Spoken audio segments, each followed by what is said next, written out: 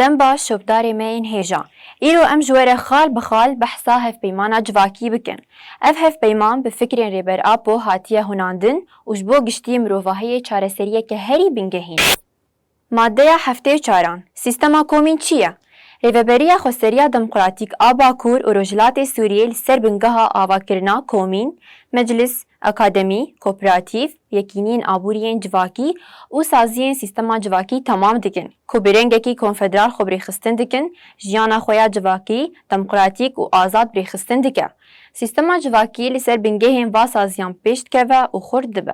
Maddeya heftê û pêncan Komîn ew teşeya sîstema bingehîn a demokrasiya yekser e. Yekîniya herî biçûk di rêveberiya xweseriya demokratîk a Bakur û Rojhilatê Sûriyê de li vê qadê bi vê teşeya civaka exlaqî û siyasî bi gewde dibe. Li vê qadê jiyana civakî, aborî û çandî pêk tê û pirsgirêkên di vî warî de li vir çareser dibin. Komîn mecliseke serbixwe ye di çarçoveya qada îdarî û rêxistinî de ew cihê sazkirina biryar, rêveberî û hêza çareserkirina dozên civakî. Maddeya heftê û şeşan Awayê pêkhatina komînê Ya yekem ji hejmareke malbatên ku di nava sînorê îdarî û erdnîgariyên komînê de pêk tê. Ya duyem her welatiyek li Bakur û Rojhilatê Sûriyê endamê komînê ye.